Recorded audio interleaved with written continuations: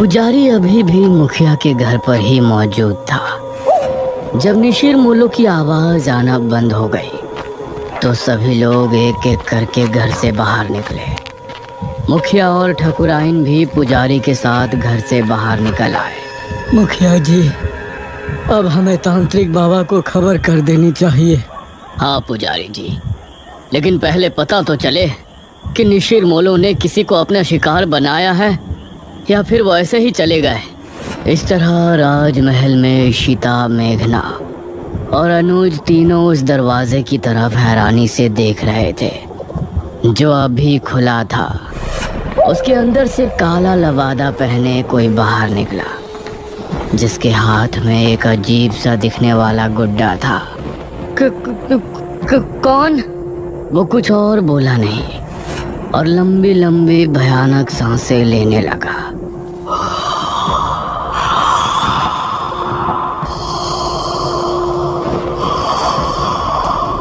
उसकी भयानक सांसों को सुनकर ये तीनों डर गए और तभी वो तेज रफ्तार से इनकी तरफ भागा। भागो जल्दी, महल से बाहर निकलो।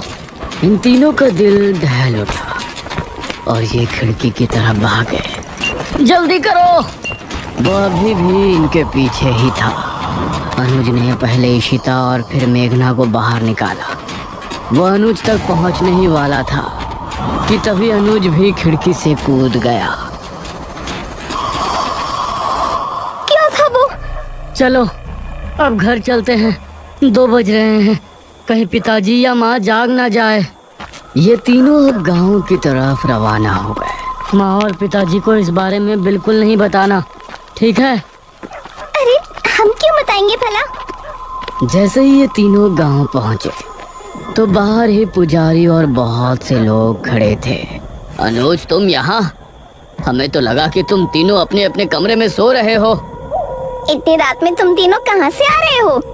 वो पिताजी। मुखिया ने मेघना और इशिता की तरफ देखा। तुम दोनों कहाँ गई थी अनुज के साथ? जी माफ कर दीजिए अंकल, हम दोनों का घूमने का मन हो रहा था।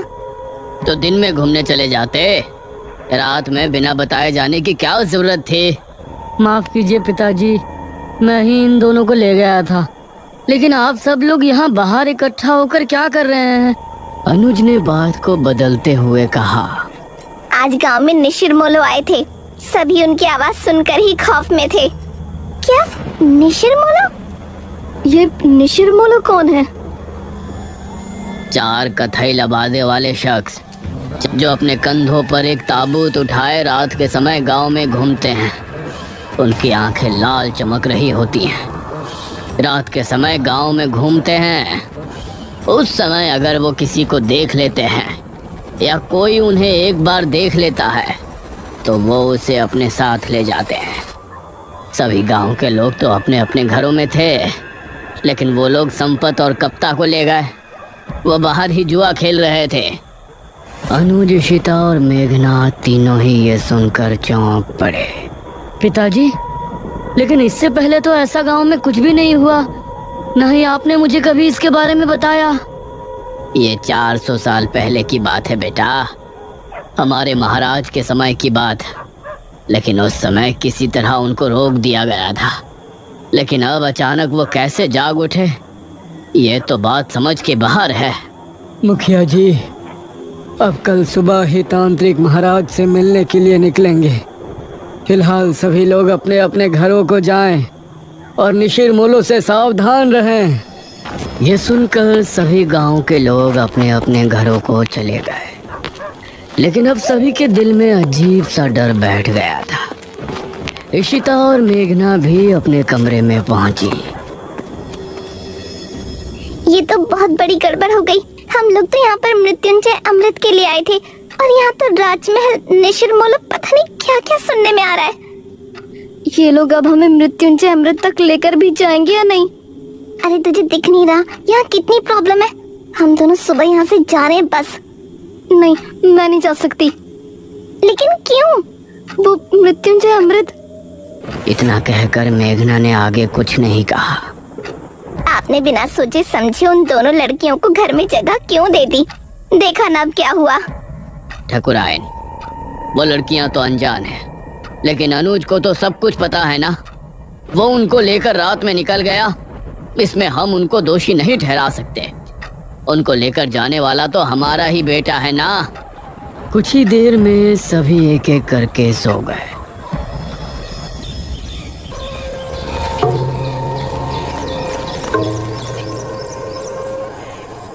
सुबह ठाकुरायन ने दरवाजे पर दस्तक दी। दोनों उठ जाओ, सुबह हो गई है। ठाकुरायन ने बहुत ही रूडली बोला। Aunty ji, we are sorry. ये सुनकर वो बिना जवाब दिए वहां से चली गई। कुछ देर बाद फ्रेश होकर इशिता और मेघना दोनों ब्रेकफास्ट टेबल पर पहुंची।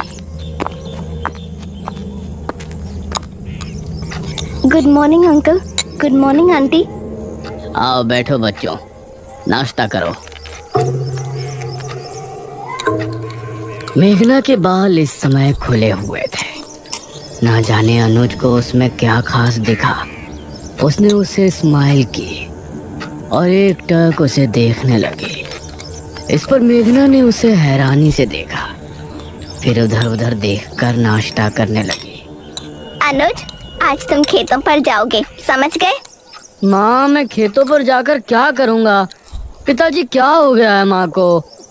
मुझे कुछ नहीं हुआ है। तुम आज खेतों पर जा रहे हो, बस जा रहे हो। तभी इशिता बोली। अनुज, तुम हमको भी खेत घुमा लाओगे? ये सुनकर ठाकुरायन इशिता और मेघना की तरफ गुस्से से देखने लगी। तभी अनुज भी खुश होते हुए बोला, हाँ ठीक है, मेघना को भी हमारे खेत काफी पसंद आएंगे। हाँ बेटा, क्यों नहीं, लेकिन एक बात ध्यान रखना, तीनों साथ रहना और शाम होने से पहले घर लौट आना। तब तक तांत्रिक महाराज भी आ ही जाएंगे। नाश्ते के बाद इशिता और मेघना अनुज के साथ घर से निकली।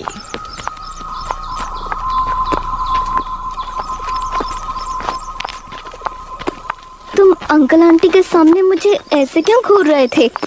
तुम सच में शहर से ही हो ना? क्यों, कोई शक है? शहर की लड़की होती तो अब तक समझ जाती कि मैं उस पर लाइन मार रहा हूँ। वो मतलब स्लिप हो रहा हूँ। अनुज, उसे ऐसे मजाक बिल्कुल पसंद नहीं। ओह अच्छा। अच्छा ठीक है, सॉरी, लेकिन वो मजाक नहीं था। ये सुनकर मेघना भी हल्के से मुस्कुरा दी। ये लोग अब घने जंगल में पहुंच चुके थे। वैसे अनुज, यहाँ आने से पहले हमने कुछ सुना था। क्या सुना था? यही ना कि हमारे गांव के लोग एक नंबर के बेवकूफ है। अरे नहीं, किसी मृत्युंजय अमृत के बारे में कहा जाता है कि उसको पीने से बड़ा रोग दूर हो जाता है। ये सुनकर अनुज ने इशिता और मेघना दोनों को घूर कर देखा। तो तुम लोग यहाँ मृत्युंजय अमृत की तलाश में आई हो? नहीं, वैसे वो झूठ नहीं तो सीधा बोलना था ना। बेकार में राजमहल जाकर मुझे भी माँ से डांट पड़वा दी। वो हमें लगा था कि सीधे उसके बारे में पूछने से तुम कुछ गलत समझोगे। वैसे ये इशिता पूछती तो लगता, लेकिन तुम पूछती तो नहीं लगता। ये कहकर अनुज मुस्कुराने लगा और इस बार मेघना के चेहरे पर भी मुस्कान छलक आई। तो क्या तुम हमें उसके बारे में बता सकते हो? उसकी कहानी बहुत ही अजीब है, मुझे पूरी नहीं पता। तो बताओ ना, मुझे सुनना है। जितनी पता है उतनी बता दो। ये बात मुझे दादाजी ने बताई थी। सन 1600 में एक बहुत बड़ी महामारी फैली थी। जवान बूढ़े सभी की तबीयत बिगड़ती और फिर कुछ ही दिनों में उनकी मौत हो जाती। उस समय जो राजा था उसे इसकी बहुत चिंता सता रही थी और राजा की चिंता देखकर उनकी बेटी राजकुमारी बहुत चिंता में थी। जब ठीक 4 साल उस महामारी को गुजर गए तो राजकुमारी रहस्यमय तरीके से गायब हो गई। गायब? वो कैसे? वो कहीं चली गई थी। राजा ने उन्हें बहुत ढूंढा, लेकिन वो कहीं नहीं मिली। उसके बाद ठीक 1 साल 1 महीने बाद राजकुमारी लौटी और अपने साथ वो एक बीज लेकर आई थी। महाराज ने उनसे सवाल किया कि कहाँ थी, तो उसने कोई जवाब नहीं दिया। उसके बाद उस बीज को बोया गया और उससे ये बरगद का पेड़ उगा, और इस बरगद के पेड़ से ये मृत्युंजय अमृत, इसको पीने से राज्य में आई महामारी खत्म हो गई। लेकिन कुछ समय बाद ही राज्य पर बहुत बड़ा संकट आया। कैसा संकट? और ये निशिर मोलो जिसके बारे में गांव के लोग बातें कर रहे हैं, उनकी क्या कहानी है? उसका तो मुझे भी नहीं पता। फिलहाल तुम वो देखो। उसने सामने की तरफ उंगली पॉइंट की। कुछ ही दूर पर सामने था एक हरा भरा बरगद का पेड़। उसे देखते ही मेघना हैरान रह गई। ये वही पेड़ था जो उसे सपने में दिखाई देता था, और अब उसका वो सवाल और भी गहरा हो गया था कि ये पेड़ उसको सपने में क्यों दिखाई देता है। ओह माय गॉड, ये पेड़ तो बहुत बड़ा है। यही मृत्युंजय अमृत का पेड़ है। हाँ, और क्या? लेकिन इससे तो अमृत टपक ही नहीं रहा। वो अमृत तो सिर्फ पूर्णमासी और एकादशी की रात ही कुछ देर के लिए टपकता है। हर समय थोड़ी ना वो गिरता रहेगा। ओह, तो ये बात है। हाँ, अगर तुमको उसे देखना है तो तुम लोग पूर्णमासी तक यहाँ रुक जाओ। ये कहकर अनुज मुस्कुराया। मुझे मेघना के साथ थोड़ा और समय बिताने का भी बहाना मिल जाएगा। हम रुक तो सकते हैं। फिलहाल आप अपनी मम्मी जी को समझाओ। तुमने देखा नहीं सुबह कितना गुस्सा थी वो हमसे। उनका बस चलता तो वो हमें तभी घर से निकाल देती। अरे माँ है ना, तो फिक्र तो होगी ही, लेकिन बेफिक्र रहो, मेरे आगे कोई नहीं बोलता। तुम लोग बेझिझक यहाँ रुक सकते हो। हाँ ठीक है। वैसे भी हम लोग मृत्युंजय अमृत देखने से पहले तो नहीं जा सकते। लेकिन वो आदमी जो हमें राजमहल में नजर आया था, वो कौन था? इस पर अनुज ने मेघना से नजरें मिलाई। पागल। पागल? What do you mean? देखो, उस वक्त उसे देखकर तो मैं भी डर गया था, लेकिन अब सोचता हूँ कि कोई पागल ही होगा जो बेचारा उस राजमहल में सो रहा होगा। हमने उसकी नींद खराब कर दी तो उसी वजह से हमारे पीछे भागा होगा। मेघना को इस बात में सहमति नहीं नजर आई। वो कोई पागल तो हो नहीं सकता। उसका पहनावा भी आज के टाइम का नहीं लग रहा था। इशिता ने पेड़ की कुछ फोटो खींची और ये लोग खेतों पर पहुंचे। ये काफी देर तक साथ घूमे और इनके बीच बातें भी खूब हुई। अनुज की बातें अब मेघना को भी अच्छी लगने लगी थी, लेकिन वो अपने सपने और इस गांव के रहस्यों के बारे में ज्यादा सोच रही थी। शाम होने से पहले ये तीनों गांव वापस पहुंच गए।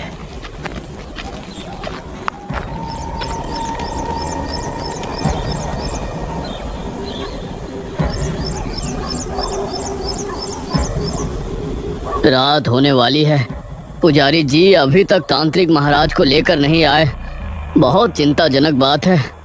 मुखिया, ठाकुराइन और गांव के बहुत से लोग चौक पर इकट्ठे थे। तभी पुजारी अपने साथ एक तांत्रिक को लेकर वहां पहुंचा।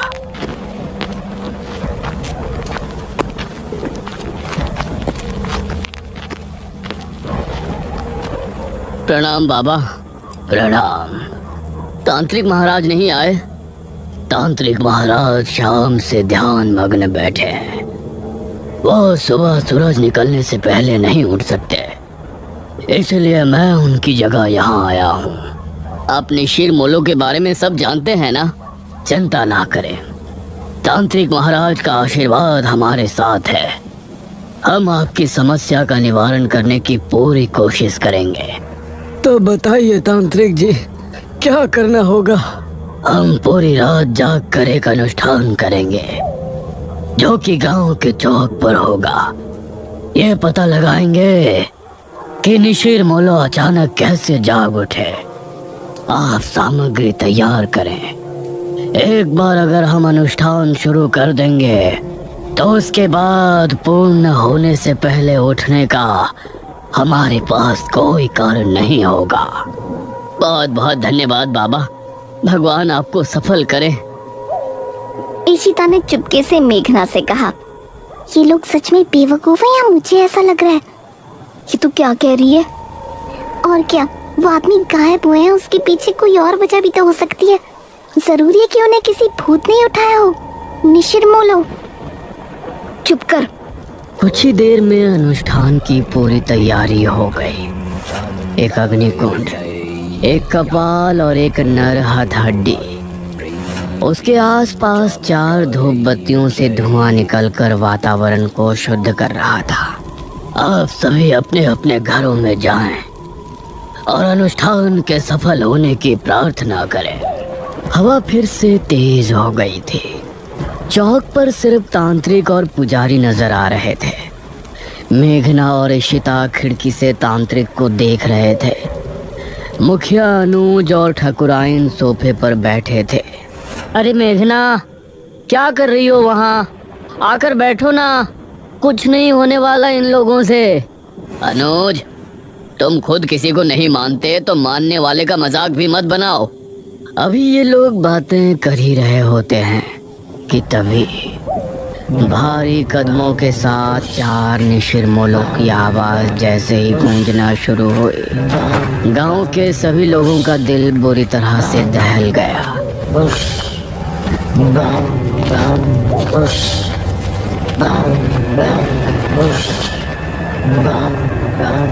अरे ये आवाज!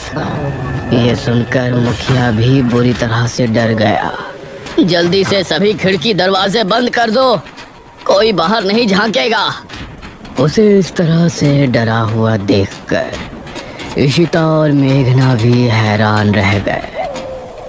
हे भगवान, निशिरमोलो फिर से आ गए। 400 साल पहले तो ये सिर्फ शनिवार की रात्रि में ही आया करते थे। उनकी आवाज सुनकर पुजारी और तांत्रिक भी डर गए थे, लेकिन तांत्रिक ने मंत्र पढ़ना जारी रखा। बाबा, ये निशिरमोलो की आवाज कैसे आ रही है? तांत्रिक ने उसका कोई जवाब नहीं दिया। पुजारी भी डर गया था, इसलिए वो भी चुपचाप मंदिर की तरफ रवाना हो गया। वो आवाजें अब तेज होती जा रही थी। मेघना ने जल्दी से खिड़की को बंद कर दिया। इधर पुजारी मंदिर की तरफ बढ़ ही रहा था कि तभी उसको सामने से निशिरमोलो आते हुए नजर आए। पुजारी उन्हें देखकर बेहद डर गया और खौफ भरी आंखों से उन्हें देखता रहा। ताबूत खुलते ही और उसके बाद सब कुछ सन्नाटे में बदल गया। हे भगवान, ये तो पुजारी जी की आवाज है। इसका मतलब है निशिरमोलो ने पुजारी जी को भी। पिताजी, उनकी आवाजें तो अभी भी आ रही हैं। हे भगवान, पता नहीं क्या होगा। तांत्रिक बाबा की रक्षा करना। तांत्रिक अभी भी बैठा हुआ अनुष्ठान कर रहा था। उसको सामने से निशिरमोलो आते हुए नजर आए। उन्हें देखकर तांत्रिक की आंखों में भी खौफ उतर आया। निशिरमोलो उसके सामने आकर रुक गए और एकदम शांत हो गए। तांत्रिक ने उन्हें देखने के बाद भी अनुष्ठान जारी रखा। आवाज आनी बंद हो गई। लगता है वो चले गए पिताजी। नहीं, अभी कुछ देर अंदर ही रहो। जब तक तांत्रिक महाराज खुद नहीं कह देते, कोई बाहर नहीं जाएगा। तभी तांत्रिक बाबा की एक दर्दनाक चीख फिजा में गूंजी।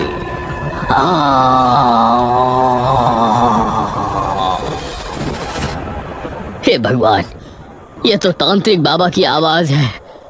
धीरे धीरे आवाजें हल्की होती चली गई और फिर पूरी तरह से शांति छा गई। चलो, सब जल्दी से बाहर चलो।